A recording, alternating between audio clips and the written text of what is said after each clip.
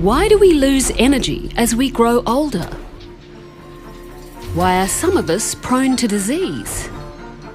Why do our bodies deteriorate with age? The answers to some of the most intriguing questions about life may be found in parts of our body 1 billion times smaller than a grain of sand. Mitochondria are critical for health.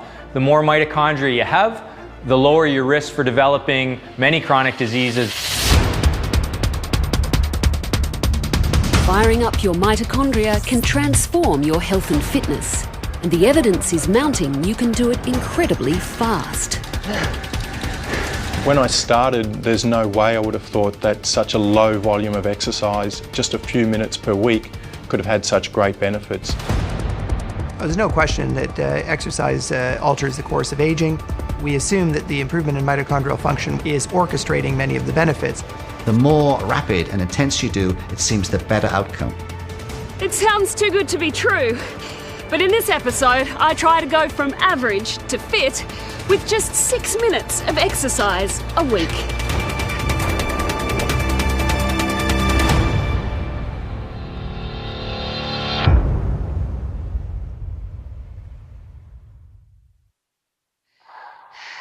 To many of our body's proteins, enzymes and DNA, oxygen is actually a destructive molecule.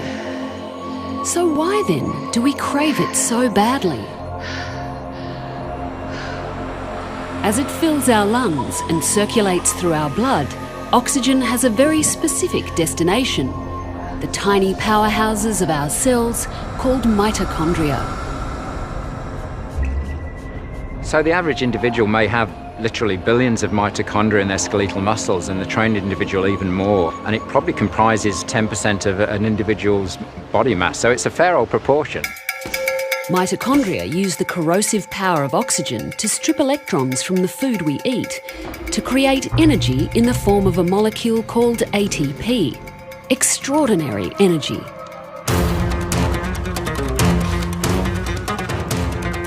So from a purely evolutionary perspective, mitochondria are the reason we're here, the reason that we have evolved into the human species that we are, indeed animal and mammal species.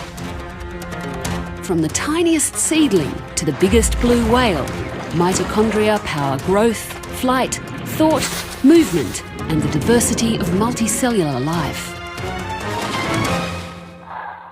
How much oxygen our mitochondria can consume when we push ourselves to the limit is the gold standard measurement of aerobic fitness. It's called VO2 max, and I'm here at the Victoria University Institute of Sports Science to have mine tested. It's the baseline measurement for the start of my 15-week exercise journey. It's a good measure of the metabolic health of your muscle. So we know, for example, with endurance athletes, that they'll have a very high VO2 max, and people who sit on the couch, they'll have a very low VO2 max. As a person who's been embarrassingly slack these past 2 years, I'm expecting to fall somewhere in the second group. Yeah. The slower you go, the higher the resistance to maintain the power. So keep going fast. If you can try keep your RPM, you'll find that kind of at the end, you'll start to slow down. The end goal of this unpleasant test is to run me into the ground. Now, so we're just pedaling like that for a minute and then the workload will go up. We'll start off with someone exercising easily, and they'll need to use a little bit of oxygen to produce the energy, and then gradually we'll make them work harder and harder, and each time they'll need to use more oxygen to produce more energy so they can do the extra work. Another minute, let's go, keep working. Eventually we'll come to a point where your body can't use any more oxygen, and that's what we call the VO2 max, or your maximum oxygen capacity. Excellent work, keep it going. VO2 max is an indicator of more than just fitness. The lower my result, the higher my risk of all sorts of illnesses, including cardiovascular disease, diabetes, and even cancer. Keep going, keep going, keep going. Okay, stop there. Great job. Good job. Awesome. Great work. That was hard. Excellent. Was it? Right, it looks like you gave everything you could there, so you didn't leave anything on the bike. So the VO2 max, we'll have to do the calculations, but just quickly looking at it, looks just above 35 Okay. mils per kilogram. So how does that compare to everybody else? It's definitely good, and it's probably average or even slightly above average. So I think you might have underestimated your endurance fitness. Or my ability to try hard. Yeah, to push yourself at the end there. After the numbers are crunched, my final VO2 max reading is 36. To give you a comparison, top female athletes register scores in the 60s and 70s. I've also taken a DEXA body composition scan to see if my fat and muscle mass change in the weeks of exercise ahead. Definitely, I'd expect that to have a pretty big improvement in the next 16 weeks. And we'll see that when you come back to do this all again. Right. I look forward to doing it again.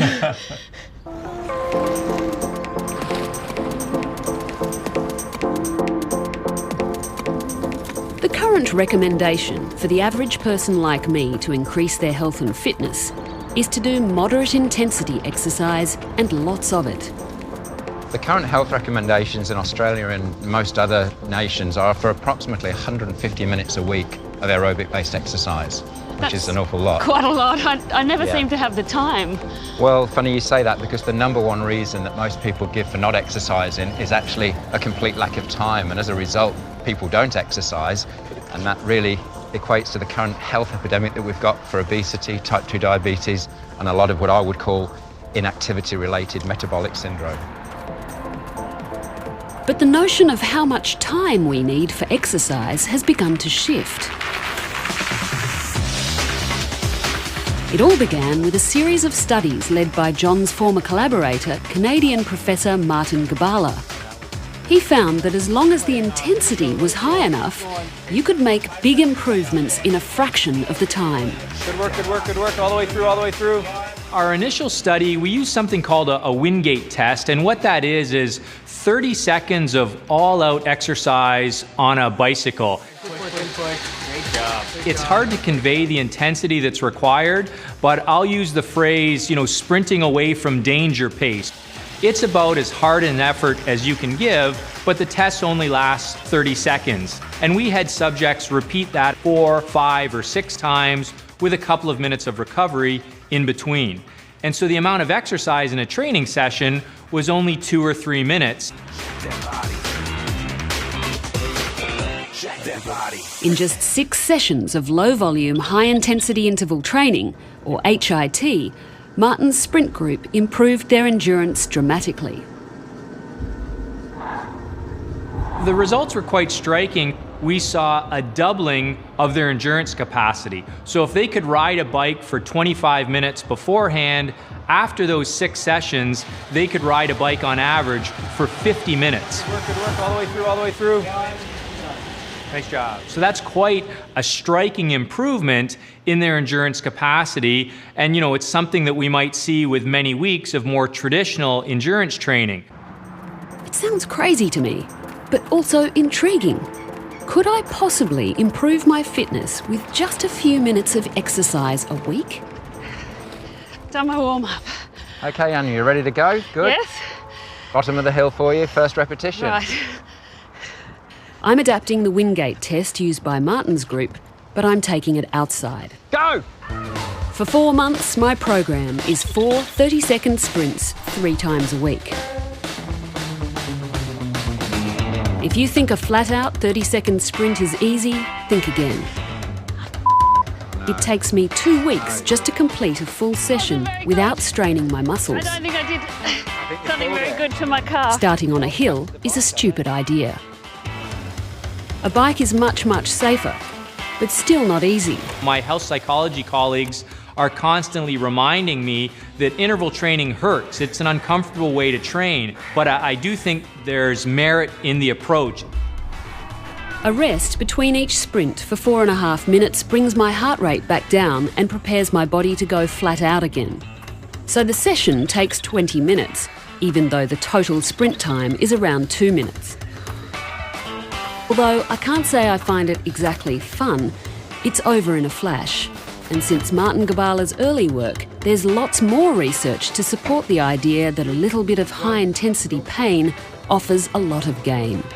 The amazing thing is, if you look at some of the physiological adaptations, they're similar, or in some cases better than the traditional model. Good job.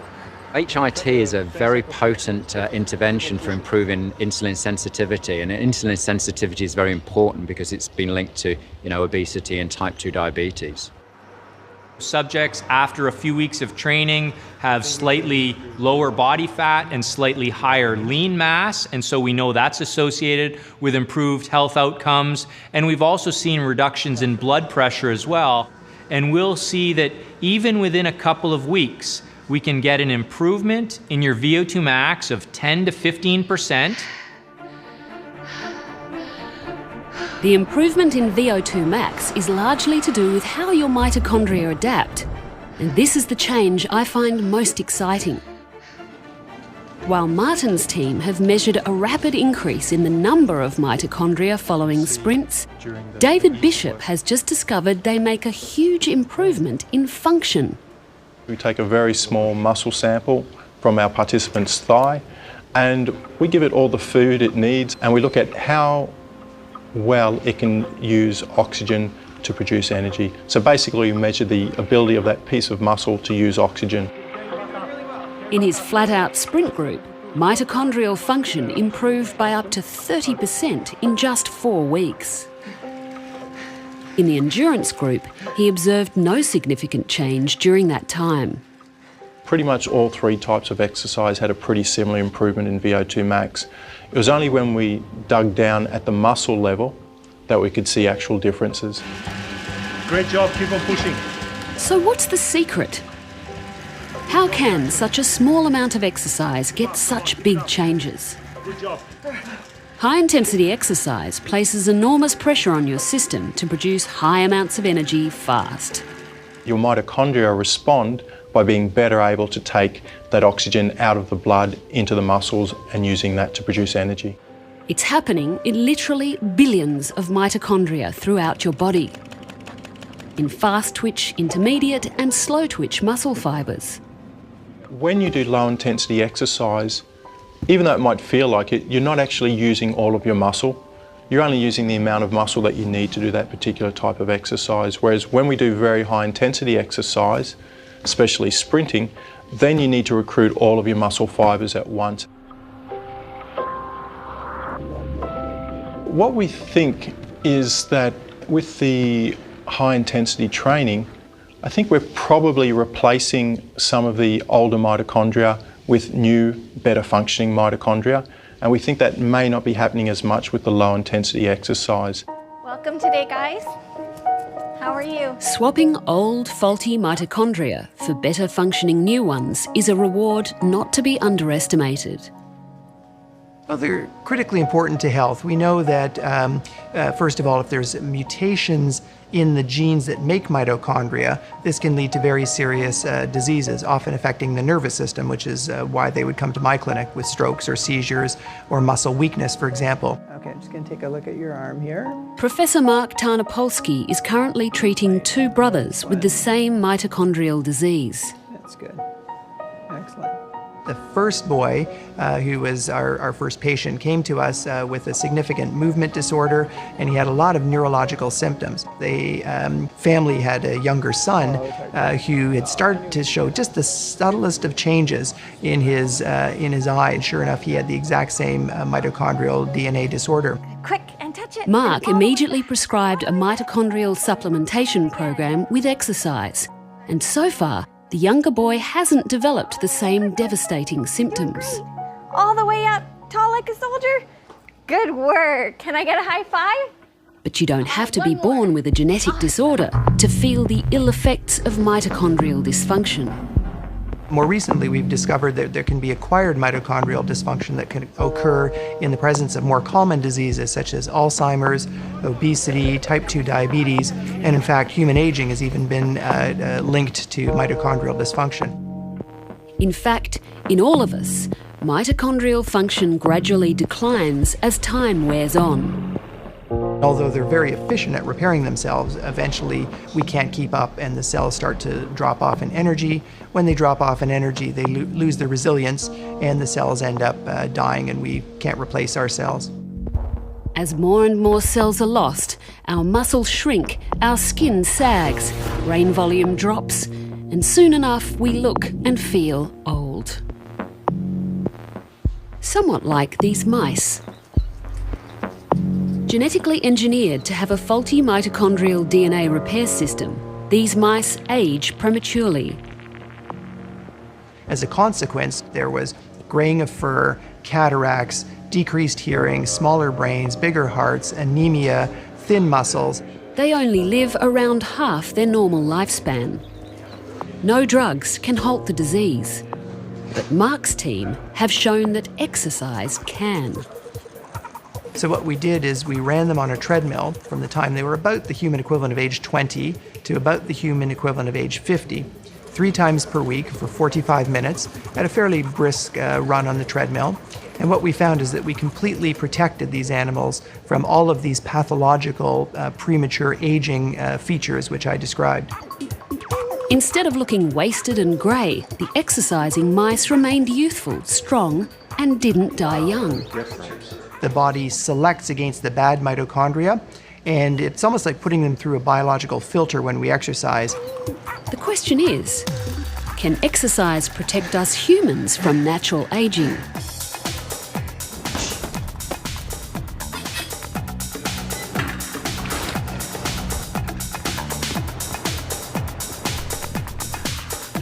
Once you're over 40, you'll start to notice a change in the skin you see and feel, the stratum corneum, the final protective layer of your skin's epidermis. It's mostly dead skin and it starts to thicken with age. At the same time, the layer underneath that makes your skin look plump and moist thins. It loses cells and elasticity even without sun exposure. So essentially that gives you the sloppy skin with wrinkles and sort of dryness to your skin. And when we take a look at human skin in old people versus young, we see a very significant drop in mitochondrial capacity in the older person's skin versus a younger individual. Fortunately, however, exercise can partially reverse that. We took sedentary people over the age of 65. We did a skin biopsy from the outer butt cheek to avoid the sun before and after 3 months of endurance training. Biopsies of the active elderly participants improved to the point where they were indistinguishable from younger skin under the microscope. It looked like a 20 to 30 year youthaning, if you will, of the skin after just 3 months of endurance training. That doesn't mean their wrinkles disappeared, but the dead skin layer thinned while the dermis, full of collagen fibres, thickened. We had people as old as 86 in that study, and still, I think the point is, yes, it's better to start exercise when you're young and do it throughout your life, but it's never too old to start. Mark's team pinned the changes down to a protein released by muscles during exercise, which enhances mitochondrial function in the skin. Although his studies looked at endurance, we now know sprints can boost mitochondrial function in a very rapid way. In this unassuming brick semi at the University of New South Wales, Dr. Steve Boucher is using sprints to tackle one of the most dramatic effects of ageing, menopause. The decline in estrogen, which will be 90% or no estrogen at all, is accompanied by a whole array of heart and vascular and metabolic effects. For example, the insulin resistance, the inability to get sugar out of the blood will be affected. But the list goes on. So there's hot flushes, inability to sleep, etc., etc. During menopause, the loss of estrogen also helps pile on visceral fat, the dangerous fat around your internal organs. Their belt size changes, their tummy goes out, women can't understand why. So why is the visceral fat bad? Well, it drains into the liver, and it's far more blood supply and some nasty chemicals in there called cytokines that makes the liver inflamed. And we think that's one of the major drivers of type 2 diabetes. So we think if we can reduce the visceral fat, which we know is much easier to reduce than the fat on the outside of your body, this subcutaneous fat, then we should see an array of positive health effects. All right, you're at my house now. Instead of flat-out sprinting, Steve's developed his own sprint protocol he believes is easier and safer, but just as effective. Here we go! The women pedal fast against light resistance in intermittent bursts lasting only 8 seconds, with 12 seconds of light exercise in between. But over the course of 20 minutes, the women have actually sprinted for a total of 8 minutes. It's not hard exercise, it's fast exercise. So sprinting fast, moving the legs quickly seems to be one of the key ingredients to the success of interval sprinting. When it comes to fat burning, moving fast is your best friend. It switches on your flight or fight mode, and a flood of powerful hormones like adrenaline and noradrenaline help your muscles, vessels, heart and lungs go into overdrive. The intriguing thing is, the receptors for these hormones are also found on fat cells, in particular visceral fat. And that's why we think we can reduce the visceral fat, the dangerous fat, which we think drive a lot of heart disease and diabetes, in far less time. Steve's earlier trial on overweight younger men shows it can be done. They lost an average of 17% of their visceral fat using the same version of sprints, a result which drew world attention. Well done. So far, the menopause study also looks promising. We've had some big effects from some women, which we would expect from our other studies within 8 weeks. A decrease in visceral fat, increase in muscle mass. Arterial stiffness is a big risk factor for heart disease. It's when your heart, as you age, you naturally get stiffer. It's definitely consistently coming down the women, which is pretty exciting. All the women get fitter. More importantly, they also feel better. Yes, absolutely. Hot flashes are nearly gone, and night sweats, I haven't had any for the last few weeks. Annoyance with certain people stays. I am sleeping better, and I do feel definitely more energetic. I feel very, very energetic, and I feel like I'm a new woman. Final results on the menopause trial won't be until next year. But my own personal trial of one has come to an end. Moment of truth. Excellent. This low radiation X-ray will tell me if there's been any change in my body composition. Across the 4 months, I haven't changed my diet, and I'm wearing the same clothes I wore 15 weeks ago. Any registered change will be due to exercise. As far as fat burning goes, the sprints have worked. You've gone from 26.6% down to 25.1%, so you've had a 1.5% decrease in your body fat percentage. Okay. Now, more importantly, over that period of time, you've lost 1.5 kilos of fat tissue. So the fat loss that you've achieved over that period of time has largely come from the trunk and the legs. Okay. That's a lot of fat tissue, particularly on your frame. 1.5 kilos doesn't sound all that much, but over the 15 weeks, I've lost 5 centimetres from my waist. It's a welcome change, but what I really want to know is, have my mitochondria changed into healthy little powerhouses of goodness? It brings me back to the test I've been dreading. Start turning the pedals when you're ready.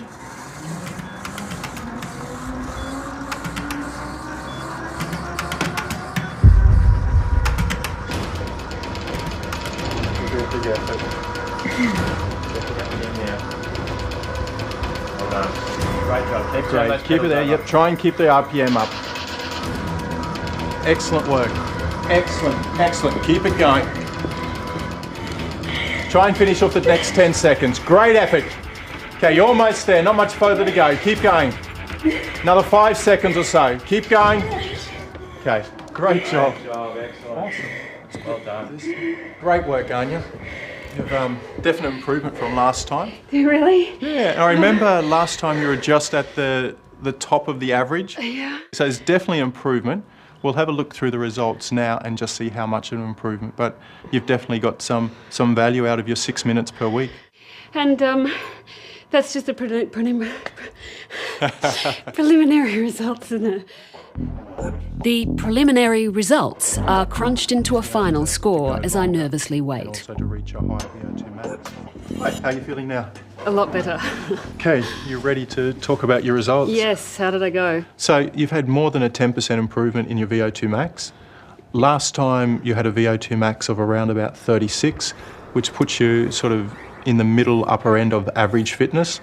And this time you've moved up to 40, which just sneaks you into the good fitness category. That's fantastic. So I've actually gone to being fit. I'm really amazed that I could get those results in 6 minutes of exercise a week. I mean, it was 4 months, but I'm still amazed that that short amount of exercise could move me into the fit category. It's nice to see an improvement in this number, but most importantly, there's a lot of research associating VO2 max with health. So what that indicates is that you've also improved your health.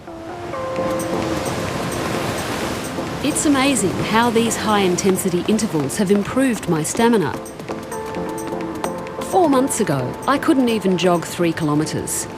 At the end of this trial, I tried again and made 9 kilometres comfortably.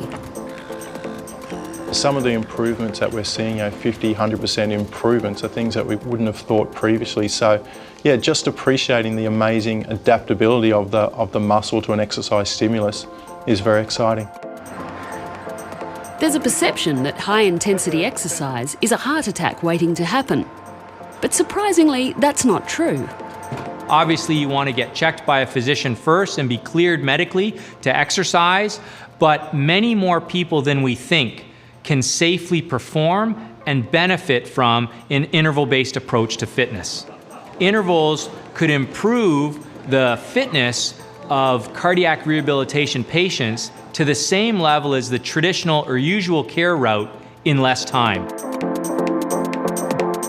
Mini sprint tracks and shorter high-intensity classes are appearing in major gyms everywhere. But the big question on my mind is, can a few minutes of sprints a week really replace the current recommendations for exercise? It's not a panacea for everything. It's showing a lot of promise in these early phase trials, but we're nowhere near the grade A evidence to suggest that it stimulates all of the benefits of endurance type training over the long term. No matter how much time you have, the exercise you enjoy will be the one you stick to. And that's the best exercise for you. I think exercise is mandatory. It's in our genes. If we don't exercise, even if we have a reasonable diet, there's a price to pay. For more information on different high-intensity training programs and the studies referred to in this episode, visit the Catalyst website. Next week on Catalyst, technology that can see and hear depression. Could ghostly hallucinations open the door to new treatments for schizophrenia? And can brain stimulation help treat depression and even make you smarter?